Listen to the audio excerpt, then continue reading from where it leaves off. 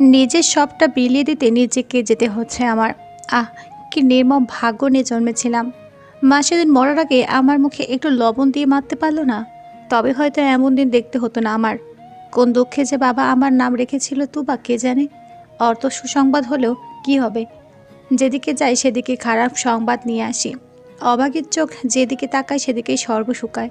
হায় কপাল আমার, কোন না কোন লোকের কাছে যাচ্ছি নিজের সতীত্বকে তার কাছে সঁপে দিতে। বিনিময়ে তো টাকা পাবো। আর আমার আবার কিসের সতীত্ব? ধর্ষিতার কি সতীত্ব হয়? ভেবেই তুবার বুক ভারী হয়ে ওঠে, চোখ উপচে কান্না আসে। ফাফা বুকের কষ্টটা জমিয়ে গলি দিয়ে একা হেঁটে চলছে। রাত 11টা বেজে 17 মিনিট। গলির মুখে হয়তো গাড়ি নিয়ে অপেক্ষা করবে। তুবা রাতের অন্ধকার রাস্তায় এগিয়ে যায় অন্ধকার জীবনের অতলে পাড়ি দিতে। সেদিনের মতো আজও দিন গুড়গুড় করে রাখছে, বৃষ্টি আসবে। আহ, অন্ধকার জীবনে ঢোকার পথ একটার সাথে আরেকটা কতটা যোগসূত্র। গলির মুখে গিয়ে তুবা কোনো গাড়ি পেল না। দীর্ঘশ্বাস ছেড়ে দিল তুবা। আজ তো যেতেই হবে। ব্যাগ থেকে লীলার দেওয়া ঠিকানাটা দেখে নিল। এখান থেকে তার যেতে 40 মিনিটের মতো লাগবে। তুবা আর একটু এগোলো, যদি যাওয়ার মতো কিছু পেয়ে যায়। তুবার আসতে একটু দেরি হয়ে গিয়েছে। ঘড়িতে 12টা 23 বাজে। 3-4 তলা বাড়ির গেট দারোয়ান খুলে দিল। ভয়ে ভয়ে তুবা এগিয়ে গেল। ভেতরটা ছাড়খাড় হয়ে যাচ্ছে। তীব্র দহন তাকে দুমড়ে মুচড়ে দিচ্ছে। ছিন্ন ভিন্ন মন নিয়ে তুবা একটু একটু করে এগিয়ে গেল। বুকের ভেতর মনে হচ্ছে হাজার মন ভারী বস্তু চেপে আছে। পাগুলে চলছে না, যেন নিচ থেকে অনেক অনেক হাত তার পা দুটিকে আঁকড়ে নিচ্ছে। যেতে বাধাপ্রাপ্ত হলেও নিরুপায় অসহায়ত্ব আধার জীবন যেন নিকষে তলানোর শক্তি সঞ্চার করছে। তবু ভেতরে কোমল হৃদয়টা ব্যথায় জর্জরিত ক্ষতবিক্ষত। ইচ্ছে হচ্ছে এখানে বসে চিৎকার করে কাঁদুক। কেন এমন ভাগ্য হলো তার? এত নিরুপায় হয়ে কেন জীবনে টিকে থাকতে হচ্ছে? তুবা কলিং বেল চেপে দাঁড়িয়ে আছে। টিপ টিপ করে জ্বলতে থাকা এক অস্থিরতা আর দহন তাকে অস্বাভাবিক রূপের দিকে টানলেও সে যথাসম্ভব স্বাভাবিক পথেই হাঁটার চেষ্টায়। অনেকক্ষণ দাঁড়িয়ে থাকলো, কেউ এলো না। তুবা দরজা ধাক্কা দিতে গিয়ে দেখলো দরজা খোলা। ভিতরে ঢুকে তুবা চারপাশ দেখলো, কেউ নেই। কী করবে বুঝতে পারছে না। নিজের বাটন ফোনটা নিয়ে লীলাকে কল দিতে যাবে, তখন উপর থেকে কেউ একজন এলো। সিঁড়ি দিয়ে একটা লোক নামলো। হাতে ড্রিঙ্কসের একটা গ্লাস। শরীরে কোনো কাপড় নেই। গায়ে জড়ানো প্যান্টটা অনেক নিচে নেমে আছে। এলোমেলো চুলগুলি কপালে পড়ে আছে। ফর্সা শরীরে জিম করা পুষ্ট দেহটা এক নজরে আকর্ষণীয়। অদ্ভুত রকম একটা শিরশির অনুভূতি অনুভব করলো সে। চটজলদি মাথাটা নিচু করে নিল। ভেতর থেকে আড়ষ্ট ভাবটা আরও দৃঢ়ভাবে তুলিয়ে নিচ্ছিল ক্রমশ গতিতে। আফিন তুবাকে ভালো করে পরখ করলো। নেশাময় অথচ তীক্ষ্ণ চোখগুলি মেয়েটাকে দেখতে তৎপর। সাধারণ একটা থ্রি-পিসে কত অসাধারণ লাগছে। মুখটা মায়াবী। কী ভেবে আফিন অন্যদিকে তাকিয়ে বাঁকা ঠোঁটে হাসলো। মেয়ে, উপরে বাম দিকের কর্নারের রুমে যাও। ওয়াশরুমে গিয়ে চেঞ্জ করে নাও। এমনিতে অনেক দেরি করেছো। আমার এত সময় নেই, যাও। আচমকা ছোড়া কথাগুলি শুনতে তুবার বিচ্ছিরি লাগলেও সে তাই করল, কারণ সে বুঝে গেছে এই নশ্বর স্বার্থপর দুনিয়াতে টাকার ঊর্ধ্বে কিছু নেই। আফিন কয়েক গ্লাস মদ খেয়ে উপরে গেল। আছে উন্মাদ হিংস্র। রুমে বসে থেকে মেয়েটার অপেক্ষা করছে, কিন্তু তুবা এখনো বের হয়নি। বাথরুমে গিয়ে আফসোসের শেষ কান্নাটুকু করে সে বের হলো। চুল হাত খোপা করতে করতে রুমে ঢুকলে সে। পাতলা লাল টকটকে শাড়ি টপকিয়ে সাদা শরীর তো স্পষ্ট দেখা যাচ্ছে। তার উপর হাত উঁচু করায় সাদা মেদহীন পেট একদম উন্মুক্ত। এমন ললিত দৃশ্য দেখে আফিন বসা থেকে উঠে দাঁড়ালো। গোল গোল নেশাময় চোখ দিয়ে এসে দুবার পানে তাকিয়ে রইল। ভেতরে আদিম মানব জেগে উঠেছে, তার সাথে হিংসাত্মক মানবটাও। আহফিন তুবার দিকে এগিয়ে যায়। তুবার কাছে গিয়ে কয়েক সেকেন্ড নিয়ে তাকে সূক্ষ্ম নজরে খুঁটিয়ে খুঁটিয়ে দেখে। মুখে কিছুই নেই। সাদা শরীরে লাল শাড়িটা ফুটে উঠেছে টকটকে গোলাপের মতো। আহফিন তুবার হাত খোফা খুলে দিল। বেলকুনি থেকে আসা দমকা হাওয়া তুবার লম্বা চুলগুলিকে দুলিয়ে গেল আপন মনে। আহফিনের চোখ মুখ ঢেকে গেল এক গুচ্ছ কেশরীর চুলে। সে চুলগুলি মুখ থেকে সরিয়ে আরও কিছুক্ষণ দেখল তুবাকে। মুগ্ধতাকে বিদায় করে সে বাস্তবতাকে নিজের মাঝে স্থান দিল। তুবার কোমরের পাশে এক হাত টেনে নিজের কাছে নিয়ে এলো। শক্ত করে চেপে ধরে মেয়েটার চোখের দিকে তাকালো। লোকটার স্পর্শে তুবা দাঁত কিটমিট করে চোখ বন্ধ করে অনল মুহূর্তে। নিজের উপরে ঘৃণায় শরীরটা ঘিন ঘিন করছে। এমন না যে এটা তার শরীরের কারো প্রথম স্পর্শ। নিজেকে স্বাভাবিক করার চেষ্টা করলো সে। ভেতর থেকে একটা লম্বা শ্বাস ফেলে দিল। আফিন তখনও ভ্রুকুটি করে তুবার মুখের দিকে তাকিয়ে। সে আর একটু কাছে টেনে আনলো তুবাকে। তুবা চোখ খুলল। গম্ভীর্য মুখের লোকটা বলে উঠল, এই মুহূর্তে তোমাকে আমার প্রেমিকা ভাববে। সহজ হয়ে তৈরি হয়ে নাও। মনে রেখো, হেরফের হলে টাকা পাবে না। কিছু বলল না তুবা, তার ছেলের ভঙ্গিতে খানিক হাসলো। আফিন তাকে কোলে তুলে নিয়েছে। বিছানায় শুয়ে দিয়ে দুবার গালের পাশে হাত রাখলো। তার ঠোঁটে নিজেকে ডুবিয়ে দিল আচমকা। লোকটা বোধ হলো দিন দুনিয়ার ঊর্ধ্বে। নরম অধরে ব্যথাতুর অনুভূতিতে পিষ্ট হচ্ছে সে। চিৎকার করে কাঁদতে চেয়েও তুবা পারছে না অমনির স্পর্শের বিপরীতে কোনো অভিভূত প্রকাশ করতে। ভেতরটা উত্তাপ মরুভূমির মতো উত্তপ্ত হাহাকার অনুভব হচ্ছে। তুবা নিজের ঠোঁটে লোকটা ধারালো দাঁতের আঁচড় পাচ্ছে। লোকটা তার ঠোঁটে পিঁপড়ের মতো দাঁত ফুরাতে চাইছে ক্রমাগত। আফিন তুবার গলায় মুখ ডুবায়। অনবরত ঘাড়েতে একটা একটা ঠোঁটের চিহ্ন এঁকে দেয় প্রবলভাবে। আস্তে আস্তে তার স্পর্শ গাঢ় হতে থাকে। আফিনের কালো মনের কথায় সে তুবার ঘাড়ের পাশে জোরে কামড় বসিয়ে দেয়। ইচ্ছা করছে প্রেমিকা বানানো মেয়েটাকে ছিন্ন ভিন্ন করে দিতে। ক্রমশ তার ছোঁয়ায় হিংস্রতা ফুটিয়ে তুলছে সে। তুবার চোখ দিয়ে এবার গড়গড়িয়ে পানি গড়ে গেল। চোখ মুখ খিচে রেখেছে মনের প্রগাঢ় বোবা যন্ত্রণায়। দেহের যন্ত্রণা তার কাছে কিছুই না। ভোগের বস্তু তো সে আগেও হয়েছে, কিন্তু অন্যভাবে, স্বেচ্ছায় নয়। লোকটা হিংস্রতা তুবা আর সহ্য করতে পারছে না। কেন মনে হচ্ছে লোকটা তার প্রতি রাগ ছাড়ছে? ক্রোধের বিদ্বেষ, আগুন প্রতি স্পর্শে। তাদেরই প্রথম দেখা, তবে কিসের এত আক্রোশ? এই রাগ তীব্র জেদি বা কিসের? আহফিন নিজের ইচ্ছা পূরণ করে তুবার পাশে শুয়ে পড়ল। বলিষ্ঠ শরীর দিয়ে তার ঘাম ঝাড়ছে। লম্বা লম্বা কয়েকটা নিঃশ্বাস ফেলে দিয়ে সিগারেট জ্বালালো। নিকোটিনের ধোঁয়ার ঊর্ধ্বে উড়িয়ে দিতে লাগলো মনের সুখে। তুবার চোখের কর্নিশে আসা পানিটা মুছে চাদর টেনে ধরল। হঠাৎ লোকটা বলে উঠল, ভার্জিন হয়েও এই পথে যে? লোকটার কথায় তুবা বিস্ময়ে চমকে তাকালো। কপালে চামড়া এক হয়ে এলো তার। লোকটার বলা কথাটা বারবার কানে লাগছে। মাথাটা এখন কেমন যেন ঘুরছে শুধু। আফিন সিগারেটটা ফেলে দিয়ে তুবার দিকে তাকালো। চমকালে মনে হচ্ছে? জানতে না বুঝি? তুবা কি বলবা বুঝে উঠতে পারছে না, তাই জবাব না দিয়ে নিরুত্তর রয়। মূলত হতবিয় বলে সে যেন বিমূঢ় হয়ে গিয়েছে। আফিন বিছানা ছেড়ে ঝটফট উঠল। আমার সাথে শাওয়ার নেবে তুমি? চলো, বলে তুবা দিকে এগিয়ে এলো। এহেন কাণ্ড দেখে সে নিজের চাদরটাকে একদম মিশিয়ে নিল শরীরের সঙ্গে। আফিন তা দেখে মুখ গড়িয়ে হাসল কেবল। এতক্ষণ আমি তোমার দেহের মাঝে ডুবেছিলাম, আর তুমি এখন? কথাটা সম্পূর্ণ না করে সে চাদর সহমেত তুবাকে কোলে করে ওয়াশরুমে নিয়ে যায়। ব্যাটটাবে তুবাকে রেখে নিজেও বসে পড়ে নিঃশব্দে। শাওয়ার ছেড়ে দিয়েছে। আহনাফ তুবাকে কাছে টেনে আনলো, বুকের ওপর টেনে চোখ বন্ধ করলো। অনেকক্ষণ নীরবতা চলল। হঠাৎ আফিন তুবাকে ধাক্কা মেরে সরালো। কেন, কি হলো কিছু বুঝলো না তুবা। এতে পিঠে খানিক ব্যথা পেয়ে মুখ কুচকে আনলো। আফিন বাথটাব থেকে উঠে আক্রোশ মিশ্রিত গলায়, গম্ভীর গলায় বলল, চেঞ্জ করে তাড়াতাড়ি এসো। ছেলেটা একটার পর একটা সিগারেট জ্বালাচ্ছে। ভেতরটা অস্থিরতায় পুড়ে যাচ্ছে তার। আগের কিছুদিনের ঘটনা মনে হতেই সে জোরে চিৎকার করে দেয়ালে ঘুষি মারল সজোরে। আগের অস্থিরতার চেয়ে এখন সে আরও অস্থিরতায় আগুনে পুড়ছে যেন। ভিতরে অদ্ভুত জ্বালা পোড়া শুরু হয়েছে তার। দগ্ধ হৃদয়টা যেন ভীষণ অস্থির, অচল। তুবা ওয়াশরুম থেকে নিজের আনা কাপড় পরে বের হলো। তুবাকে আসতে দেখে আফিন হাতে সিগারেট ফেলে দিয়ে তাকে টেনে বিছানা নিয়ে গেল। তুবা কিছুই বলল না। নিজে শুনে আফিন তাকে টেনে শুইয়ে দিল।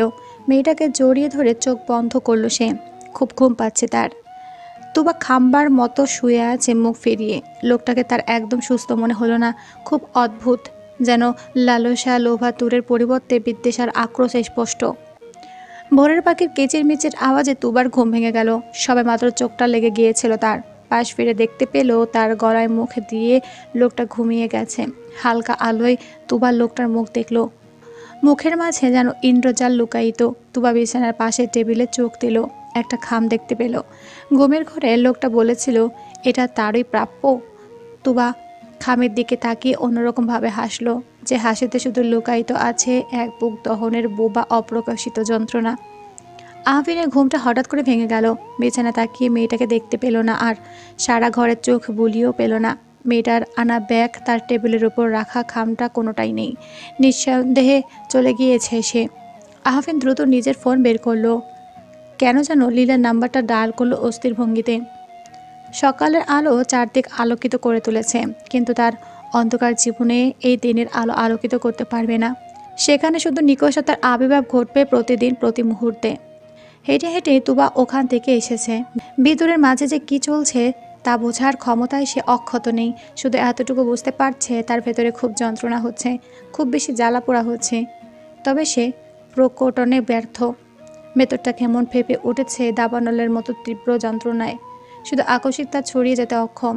নিজের ওপর ঘৃণা হলো, তাচ্ছিল্য হেসে তা উড়িয়ে দিল সে। ব্যাগ থেকে খামটা বের করে টাকাগুলি হাতে নিল। গুনে দেখল 30,000 টাকা। খুব অবাক হয় সে। এত টাকা এক রাতের বিনিময়ে 30,000 টাকা কি করে দিল ভাবছে তুবা। ঠিকই মনে করেছিল এই লোকটা সুস্থ নয়।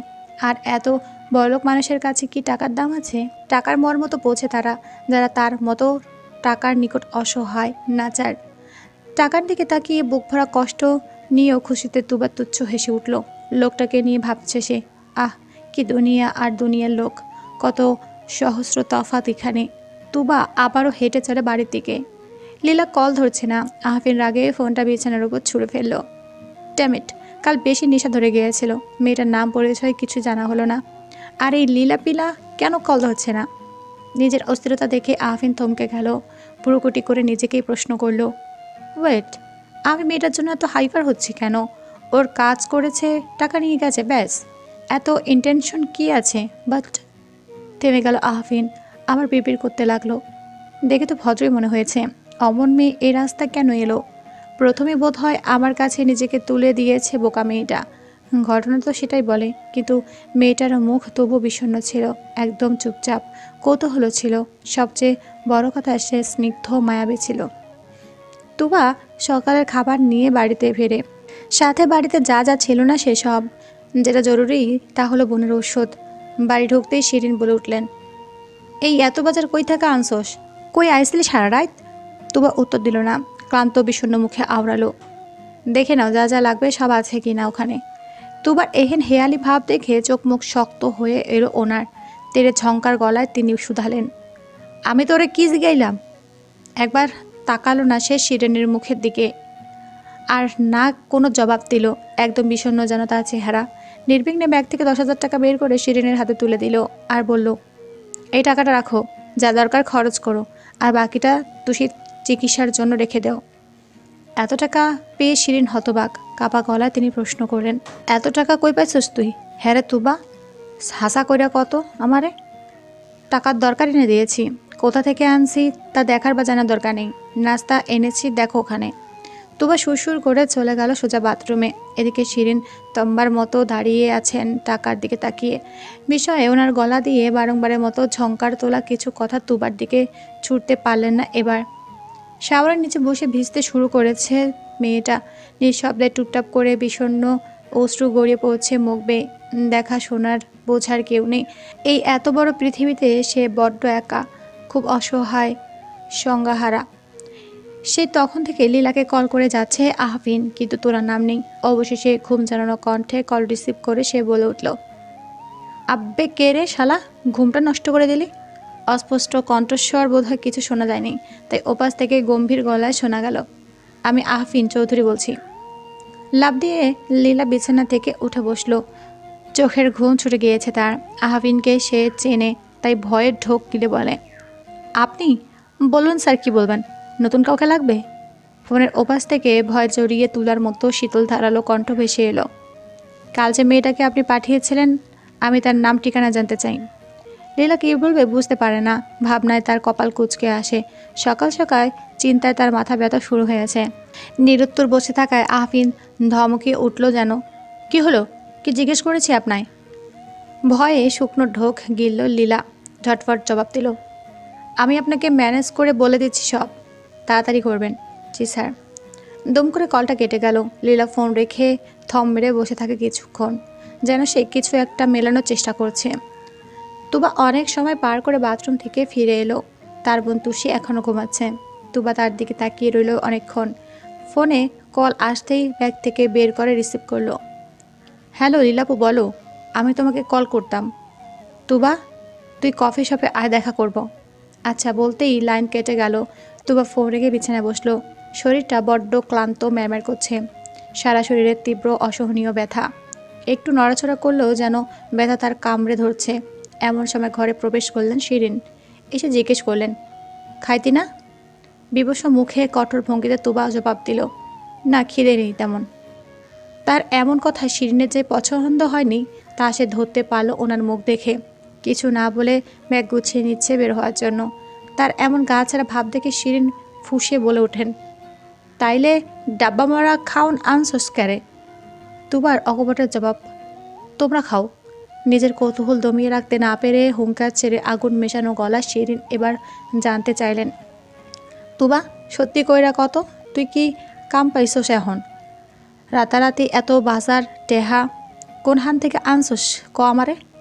তুবা ভেতর থেকে ভেঙে গড়িয়ে যাচ্ছে। ফাফা কষ্টটা যেন আড়মোড়া ভেঙে জেগে উঠতে চাইছে। সে কি করে বলবে নিজের দেহের বিনিময়ে তাদের বাঁচার প্রয়াস চালিয়ে যাচ্ছে। দাঁতে দাঁত চেপে নিজের ভেতরের অসম কষ্টটা চিবিয়ে ফেলার চেষ্টা করে বিরক্ত কণ্ঠে বলল, তোমায় বলছি এত কিছু জানতে হবে না তোমার। আমি এখন থেকে নাইট ডিউটির একটা চাকরি পেয়েছি। সব সময় এক কথা জিজ্ঞেস করো না, বাঁচতে হলে চাকরিটাই করতে হবে। শিরিন রাগে তুবাকে বাজে ভাবে কিছু কথা বিলাপ করে চলে গেলেন। এতে তুবা কষ্ট পেল না, একটা দীর্ঘশ্বাস ফেলে দিল। নিজের মা হলে বোধহয় আরও বেশি বলতো, জেরা করত। যদিও এর কোনো অংশ কম দেখায়নি শিরিন বেগম। কপে শপে বসে আছে দুজন। তুবার দিকে তাকিয়ে লীলা বলে উঠল, কিছু খেয়েছিস? হেয়ারি ভাবে তুবা জবাব দিল, না, খিদে নেই। হতাশ হলো লীলা। কপালে চাপড় মেরে বললেন, ওলে আমার তোদের খুকি নিষ্পাপ বাবুলে, তোকে জিজ্ঞেস করেছি কোনো পিল খেয়েছিস? তুবা নির্বোধের মতো শুধু তাকিয়ে রইল লীলার দিকে, তবে প্রত্যুত্তর করল না। লীলা ব্যাগ থেকে একটা ইমার্জেন্সি পিল এগিয়ে দিল, হাতে দিয়ে বলল, এটা খেয়ে নেই। তুবা কিছু জিজ্ঞেস করলো না। কিসের ওষুধ, কেন খাবে, তার জন্য তার কিছুই যায় আসে না। এই পৃথিবীতে মৃত্যু ছাড়া তার আর কি বা বাধা। আর যাই হোক, লীলা তো তাকে বিষ দেবে না, তাই বিনা বাক্যে তা খেয়ে নিল। লোকটা আমায় কল দিয়েছিল। তুবা শুনলো কিনা কে জানে, কোনো জবাব দিল না, শুনে তাকিয়ে রইল শুধু। হয়তো শুনেও নি। লীলা বলে ওঠে, তোর নাম ঠিকানা চেয়েছে। তুবা ভ্রুকুটি করে এবার তাকালো লীলার দিকে। কিছু বোঝার আগে লীলা নিজ উদ্যোগে তাকে জানিয়ে দিল, আমি একটু আগেই তোর নাম্বার দিলাম তাকে। তুবা তখন চুপ। লীলা আবার বলল, উনি হয়তো তোকে আবার ডাকতে পারেন। তুবা এবার বুঝলো লীলা কার কথা বলছেন। শুনে নিহাতেই তাচ্ছিল্যের ভঙ্গিতে হাসলো। লীলা আপু, উনি এক রাতে আমাকে 30,000 টাকা দিয়েছেন। দিবেই, উনি বড় লোক, টাকার অভাব তেমন নেই। রেগুলার কাস্টমার বানাইলে তোরই লাভ, টাকার কষ্ট আর পোহাতে হবে না। তুবা এ বিষয়ে আর কিছু বলল না। কিছু টাকা এগিয়ে দিয়ে নিরস মুখে বলল, এই টাকাটা তুমি রাখো, ওটা তোর কাছেই রেখে দে, দরকারি কাজে লাগবে। আর আমাকে এখন উঠতে হবে, বিষয়টা সুন্দর করে সামলে নিস। রাহান কল দিচ্ছে বারবার, নতুন কাস্টমার এসেছে বোধহয়। জবাবে তুবা কেবল আচ্ছা বলল। লীলা চলে যাওয়ার পরও সে অনেকক্ষণ বসেছিল। বিষাক্ত তিক্ত মুহূর্তগুলি তাকে ছাড়খাড় করে দিচ্ছে। মনের ভেতর শুধু ঝলসানো কিছু অনুভূতি। কফি শপ থেকে বের হয়ে তার আগেই ফোনে কল এলো। কানে চেপে হ্যালো বলতে ওপাশ থেকে গম্ভীর একটা গলায় কেউ বলে উঠল, তোবা বলছো? অপরিচিত নাম্বার। কণ্ঠস্বরের ব্যক্তিটিও অচেনা, অপরিচিত। কপালে ভাঁজ তুলে চেনার প্রয়াস জাগালে আবারও কানে এসে লাগলো, হ্যালো, জি বলুন, কে বলছেন? ওপাশে গম্ভীর কণ্ঠের কঠিন মানুষটা বোধ হয় তার প্রশ্নের জবাব দেওয়ার প্রয়োজন বোধ করল না, তাই নিজ মনে বলল, রাতে গাড়ি পাঠিয়ে দেবো তোমার বাসার সামনে, চলে এসো। তোবা কিছুক্ষণ থম মেরে ভাবলো, কিছু ইঙ্গিত করে জবাব দিল, বাসার সামনে গাড়ি পাঠাতে হবে না, আমি চলে যেতে পারবো। আফিন কিছু না বলে কল কেটে দেয়। তুবা ফোনের দিকে তাকিয়ে সেটা ব্যাগের মধ্যে ঢুকিয়ে রওনা দিল বাসার দিকে। গিয়ে একটা ঘুম দেবে। মাথাটা ব্যথায় ঝিম মেরে আসছে, চোখগুলি ঘুমে টুলুমুলু করছে। রাত দিন না ঘুমিয়ে তো আর মানুষ বাঁচে না। তুবা হাঁটছে, তার মনে প্রশ্ন ঘুরঘুর করে যাচ্ছে, লোকটা কেন বলো সে ভার্জিন? ধর্ষিতা কী করে ভার্জিন হয়? লোকটা মিথ্যে নাকি পরিস্থিতি? সে কোনো সমীকরণ মেলাতে পারল না। মাথা ব্যথা যেন আরও বাড়ছে তার এত চিন্তায়। বিকেলবেলা তুবা ঘুম থেকে উঠল। তুষি তখন হুইল চেয়ারে বসে আছে। উল্লাস মুখে সে জিজ্ঞেস করলো, আপা, তোমার ঘুম হয়ে গেছে? হ্যাঁ বোন, কেন, কোনো দরকার বুঝি? তুষি হেসে বলল, আমি এখনও খাইনি, ওঠো একসাথে খাবো। তার এহেন কথায় বুঝি তার আপা সন্তুষ্ট হলো না, চমকে প্রশ্ন করলো, সে কি, তুই এখনও খাসনি? এতক্ষণ না খেয়েছিলি কেন? শিরিন এগিয়ে এলেন, তিরিক্ষ গলায় বললেন, কত কইরা কইছি ভাত খাইয়া ওষুধ খা, খাইল না তোর লাগিয়া। কইছি ডাকতেই এডারও হ্যাঁ না করছে। বোনের এত ভালোবাসা দেখে সে ম্লান হাসলো, গালে আলতো কোমর হাতের পরশ বুলিয়ে বলল, তুষি বোন আমার, কখনো এমন করবি না আর, সময় মতো খেয়ে ওষুধ খেতে হবে। তুষি হাসলো, মায়ের দিকে তাকিয়ে বলল, আমা যাও, আমার আর আপার জন্য ভাত নিয়ে আসো। সেদিন চলে গেলেন খাবার আনতে।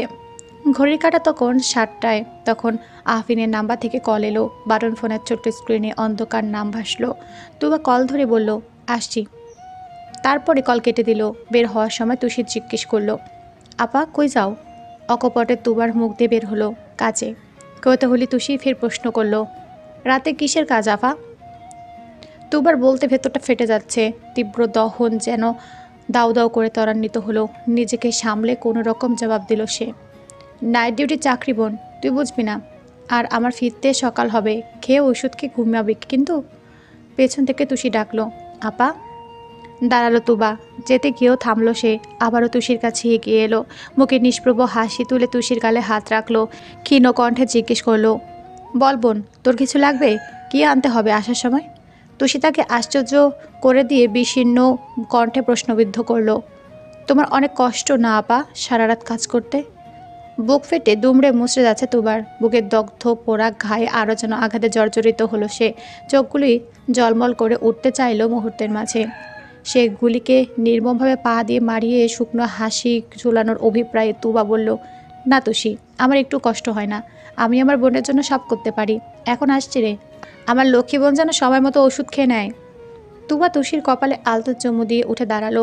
কান্না সব গলায় এসে দলা পাকিয়ে গেছে। প্রগাঢ় কষ্ট অনুভব করছে খুব। সব দুঃখ কষ্ট নিচোখ ভয়ে এগিয়ে চলল সে। চোখে দিয়ে অনর্গল কয়েক ফোঁটা নোনা পানি গড়িয়ে পড়ল অনাদরে অবহেলায়। তবুও সে থামল না। পেছন থেকে দুঃখ দুর্দশা অবস্থার কথায় চিন্তিত হয়ে দীর্ঘ একটা নিঃশ্বাস ফেলে দিয়ে নিজের গন্তব্যের দিকে চলল। কুচকুচে অন্ধকার এক গন্তব্য তার। রুদ্র মোহাম্মদ শহীদুল্লাহর কবিতা তুবার মনে পড়ছে খুব। আর জীবিত থেকেও সে মৃত।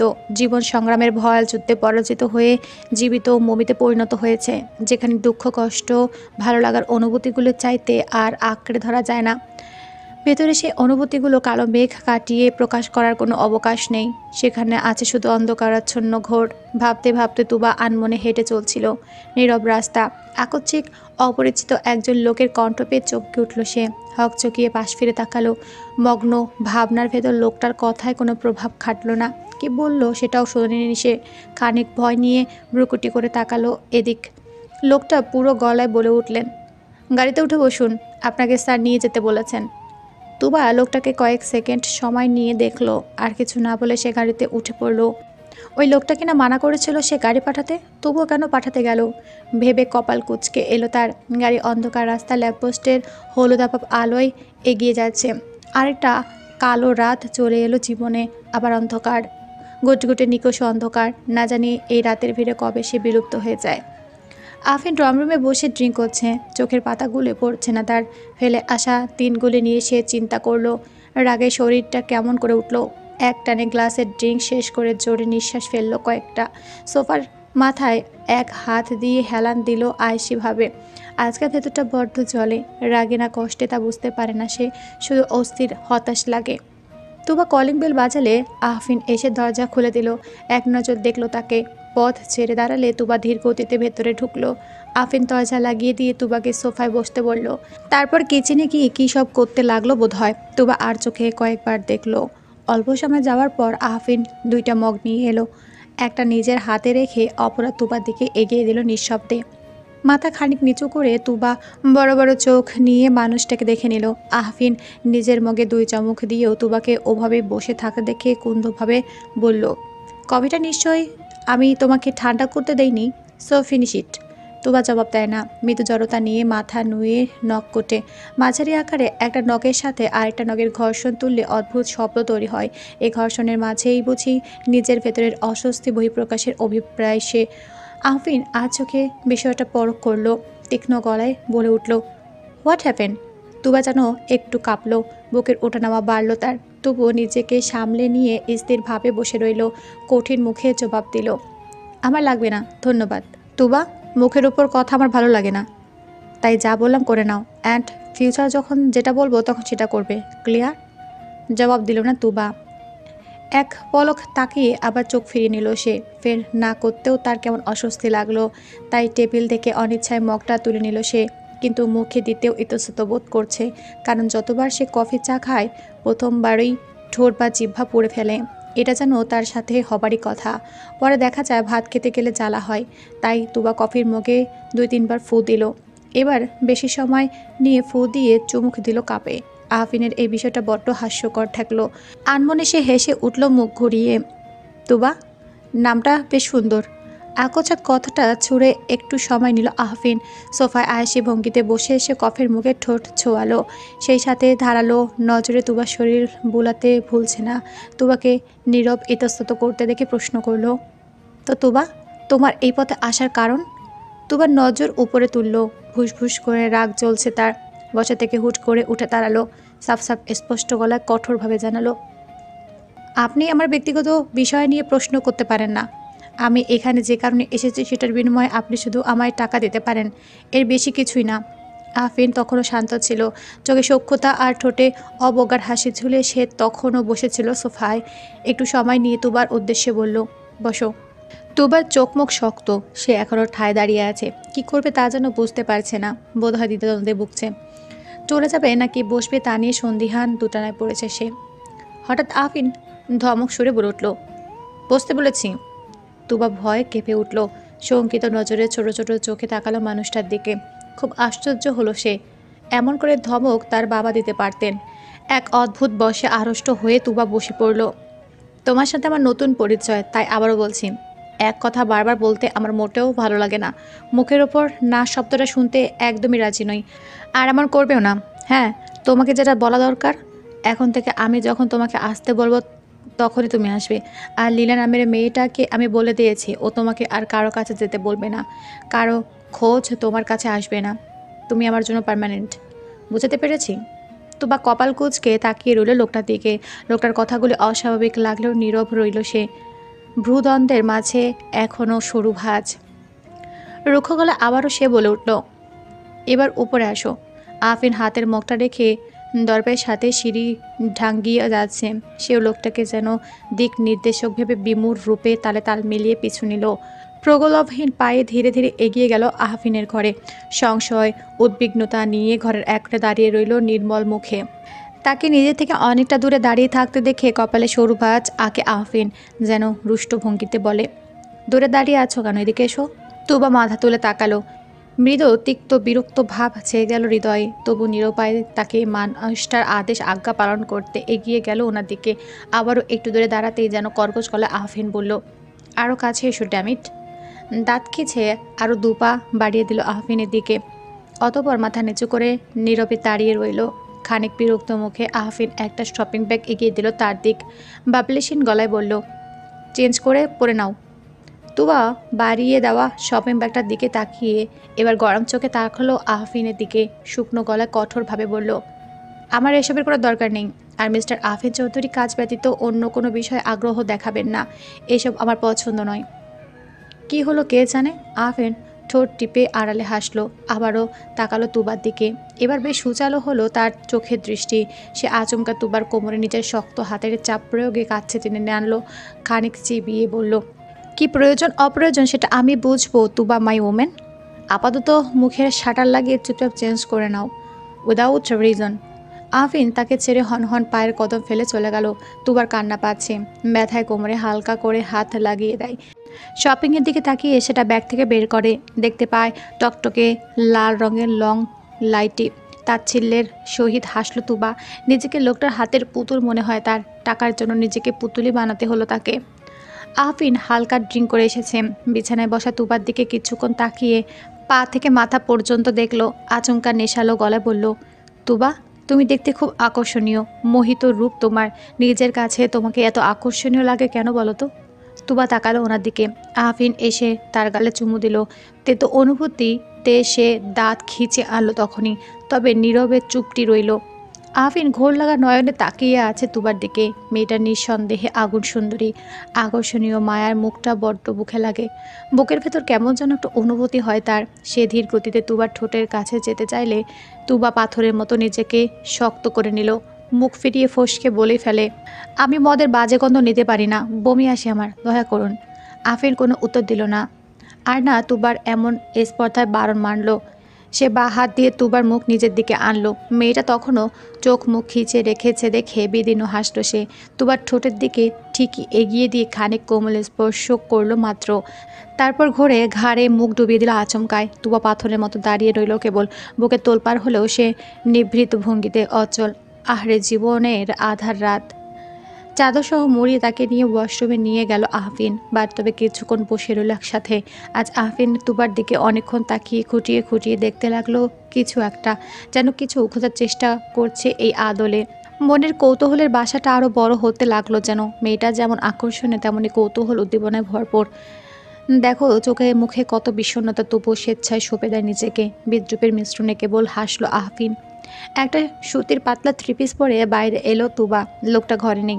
তুবা ভিজে চুল নিয়ে বেলকনিতে চলে যায়। আকাশের ধ্বনি হচ্ছে, ঠান্ডা বাতাস বইছে, গুড়ি গুড়ি বৃষ্টি পড়ছে। বেলকনির খোলা জায়গা দিয়ে আসা এক পশলা বৃষ্টি আদরে ছুঁয়ে গেল তাকে। বর্ষার সময়টা তার মন্দ লাগে না। সারাদিন ঝমঝমিয়ে বৃষ্টির কলরব ধ্বনি, তো কখন ইলশে গুড়ির বাহার। মৃদু প্রশান্তির বাতায়ন শরীরে ছুঁয়ে গেল, অন্যরকম আবেশে তলিয়ে যাওয়ার ব্যাপারটা দরুণ উপভোগ্য। ভারী বর্ষণের পর স্নিগ্ধ শীতল পরিবেশ বেশ মনোরম, অভিলাষী। হিমেল বাতাসের শরীরটা ঠান্ডা হয়ে গেল এক চুটিতে। তবে ভেতরের লোকায়তিক যত্নে লালতিত গরম উত্তপ্ত মনটা, এই নশ্বর বাতাসে ঠান্ডা হওয়ার কথা। তপ্তশ্বাস ছুঁড়ে সে। ভেজা চুলে তুমি অপরূপা নারী, মনের ভেতরে রাখিব বাঁধি, তবু উড়িয়ে দেব নাহি। টুপটুপে চুলের পানি যেন গভীর সমুদ্রের মুক্তমণি। ভেজা চুলের সুবাসে মরিব আমি বারে বারে। নিজেকে খুঁজে চলিব তোমার ওই ভেজা চুলেরই সুঘ্রাণে। কয়েক মিনিট হয়েছে আহফিন তুবার পেছনে দাঁড়িয়ে রয়েছে। মেয়েটা হয়তো কিছু নিয়ে ভাবছে, তাই তার উপস্থিতি টের পায়নি বোধ হয় এখনও। তুবার এক বাহুতে হাত ধরে টেনে বিছানা নিয়ে গেল। কালকের মতো আজও তুবাকে কোলবালিশের ন্যায় জড়িয়ে ধরে চোখ বুঝল সে। তুবা মুখ ফিরে নিয়ে চুপচাপ শুয়ে রইল রোবটের মতো। আহফিন চোখ খুলল। ফর্সা তুলতুলে গালগুলি চোখের সামনে ভেসে উঠতেই সেখানে অতর্কিত এক উষ্ণ অধরের পরশ বুলিয়ে আবার মুখ গুজে শুয়ে পড়ল। তুবা তখনও চুপ। টাকা তাকে চুপ করে দিয়েছে, কিন্তু এই লোকটার এমন স্বাভাবিক ব্যবহার তার একদম ভালো লাগলো না। বিরক্ত হলো। ভেতরে নিবু নিবু একটা রাগ জন্মালো লোকটার প্রতি, এক ব্যর্থ নৈরাশ্য রাগ। পরবর্তী ভিডিও পাওয়ার জন্য অবশ্যই কমেন্ট করবেন। ধন্যবাদ।